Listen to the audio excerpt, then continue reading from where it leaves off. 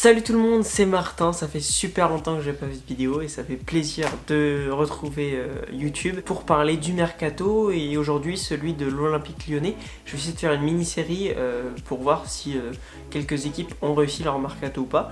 Donc vous pouvez me proposer d'ailleurs tout de suite d'autres clubs en commentaire. Mais aujourd'hui on commence avec l'Olympique Lyonnais, mon club de cœur pour lequel j'ai été très surpris par la fin de Mercato.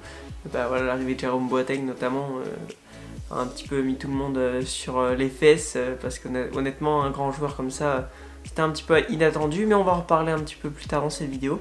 Pour commencer, on va faire un petit récapitulatif avant de vous donner mon avis sur si oui ou non le mercato de l'OL est réussi. Alors côté arrivée, la première arrivée c'était celle de Peter Bosz, la première majeure, parce qu'avant il y a Damien Da Silva qui est arrivé libre, ainsi que Henrique, un latéral gauche, Henrique le brésilien, ainsi que Damien Da Silva, donc le défenseur central. Peter Bosz lui est arrivé pour remplacer Rudi Garcia, le coach français est parti après une saison on va dire en demi-teinte parce que l'OL a longtemps cru pouvoir au moins faire un podium, voire peut-être espérer peut-être un titre. Malheureusement aucun des deux n'a été atteint, mais en revanche voilà, l'arrivée de Peter Bosz c'était un coup de tonnerre parce que voilà, c'est quand même un coach étranger qui arrive à Lyon et c'est assez exceptionnel pour être souligné, même si Silvino était à Lyon il y a très peu de temps. Parmi les arrivées, on a aussi celle de Emerson, le latéral gauche, de Shaqiri, donc lui qui est plutôt ailier, un joueur assez offensif, milieu offensif, attaquant, Shaqiri qui vient de Liverpool. Enfin la toute dernière arrivée, donc celle de Jérôme Boateng. Au rayon des départs, on a plutôt celle de Joachim Andersen qui n'était déjà pas à Lyon l'année dernière, donc bon, ça va pas être une grande perte parce qu'il joue à Fulham en prêt l'an dernier. Là il était vendu à Crystal Palace pour 17 millions et demi, donc c'est pas une plus-value parce qu'il a coûté plus cher que ça à Lyon. Un départ qui à mon avis peut-être était essentiel, à mon avis il se sentait pas dans ses baskets à Lyon. Il était apparemment meilleur quand il jouait en Angleterre, donc franchement si lui il voulait partir et qu'à Lyon il ne se sentait pas bien, et c'était une bonne chose de le vendre. Malheureusement on n'a pas réussi à récupérer le prix qu'on avait investi sur lui, mais en tout cas au moins on a réussi à le vendre pour un prix assez élevé.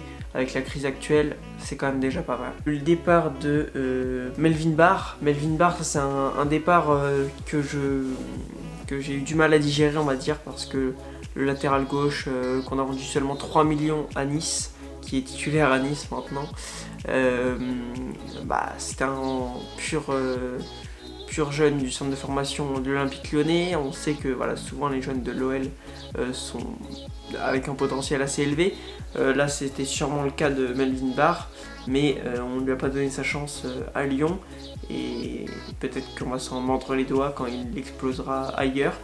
Donc je suis déçu, même si on aurait pu le garder, même si c'était pour une doublure, parce que voilà, Emerson on le prend, c'est pour qu'il soit titulaire forcément, mais on prend aussi Henrique qui est une doublure, qui apparemment n'a pas le niveau pour être titulaire à Lyon, même si on l'a très peu vu jouer, voilà, on vend Cornet, on vend Koné, on vend Barr, pour au final prendre deux autres latéraux, dont un qui n'a pas le niveau pour être titulaire à Lyon.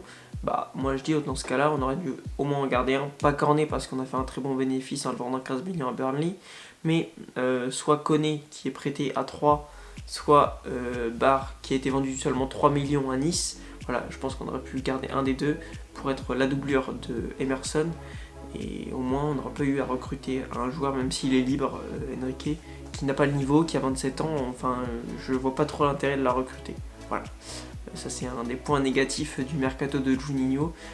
Franchement, Henrique, je ne comprends pas vraiment sa venue. Voilà, au rayon des départs, qu'est-ce qu'on avait d'autre? Celle de Memphis, parce que ça va être la plus grosse perte de ce mercato.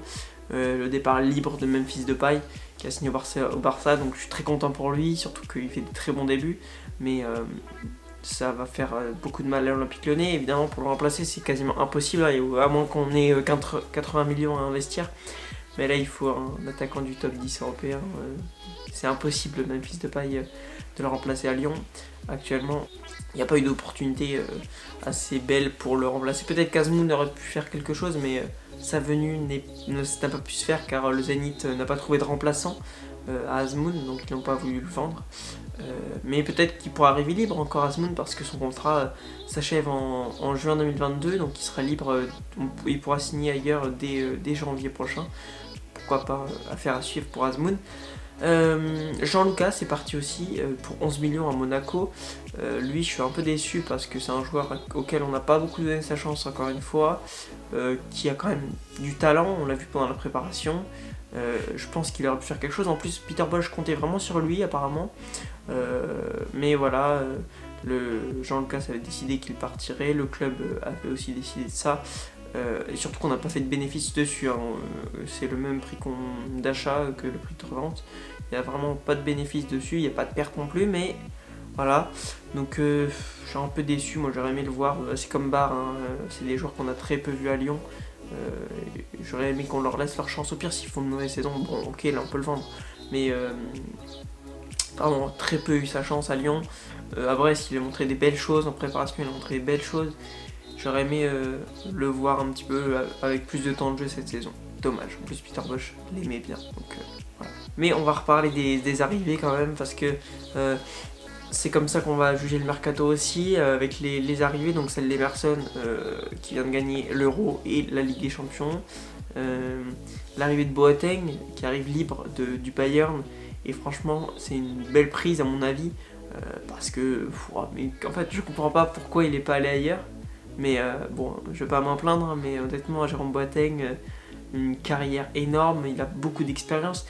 J'espère qu'il va réussir à faire progresser Diomandé ou Loukeba, tu vois, les jeunes là, j'aimerais bien qu'ils progressent et que Boateng leur apprenne beaucoup de choses. Il est là pour apporter ces choses-là, il faut du leadership à Lyon, il faut être capable de remobiliser l'équipe quand ça va pas, et je pense que peut-être que Boateng peut apporter ça. J'espère qu'il le fera. J'espère qu'il a encore le niveau, même si, à mon avis, il n'y a pas de raison. Il était encore titulaire au Bayern l'an dernier, donc je vois pas pourquoi il n'aurait pas le niveau. Et puis Shaqiri, il y a des points d'interrogation, évidemment, parce qu'il jouait très peu à Liverpool. Après, il a fait un très bon Euro avec la Suisse, mais bon, voilà, jouer bien en sélection, ça ne veut rien dire par rapport au club. Mais je pense que quand même, c'est un joueur qui a énormément de talent, qui a des pieds en or et qui peut apporter énormément à Lyon. Au moins offensivement, il aura un bagage technique très important et c'est ce qu'on n'avait plus vraiment depuis le départ de Memphis. Donc il aura, certes, il n'apportera pas statistiquement le même poids que Memphis Depay, mais il aura techniquement en tout cas, il sera capable de faire des différences, un petit peu comme Memphis le faisait. Et au niveau de la finition, d'apporter des statistiques, et bien là, ça sera plutôt à la charge de Moussa Dembélé de le faire. Depuis son retour de l'Atlético Madrid, j'ai l'impression que Peter Bosz lui fait confiance à la pointe de l'attaque. Et si Moussa Dembélé retrouve la confiance, j'espère qu'il arrivera à planter au moins 20 buts cette saison. Ça serait vraiment pas mal. Et s'il arrive à le faire, le départ de Memphis sera peut-être pas compensé, mais en tout cas amorti un petit peu. Voilà. Au final, si je devais faire un bilan, si on regarde un petit peu ligne par ligne, on n'a pas réussi à faire Onana, c'est dommage. Mais après Lopez, on dirait que la rumeur Onana l'a un petit peu remobilisé, il fait un très bon début de saison. Donc que demande le peuple, hein, très content. Voilà, je ne vais pas regretter la non-arrivée d'Onana, honnêtement. J'aime beaucoup Anthony Lopez. Après, c'est vrai que peut-être que pour le jeu de Peter Bosz, Onana aurait été mieux adapté, mais on va pas cracher dans la soupe, hein. Voilà, Anthony Lopez a fait beaucoup de choses pour l'Olympique Lyonnais. S'il fait une bonne saison, honnêtement, c'est pas grave qu'Onana ne soit pas arrivé. Ensuite, en défense, Boateng, c'est une très grosse plus-value, hein, parce que la défense de l'année dernière, Marcelo Denayer, Marcelo, voilà, problème extra-sportif. On pouvait pas le garder, et puis en plus, il n'a pas, à mon avis, le niveau de Boateng, hein, clairement. Donc c'est une grosse plus-value. Sur les côtés, écoutez, Dubois, il va rester là, ça va rien changer.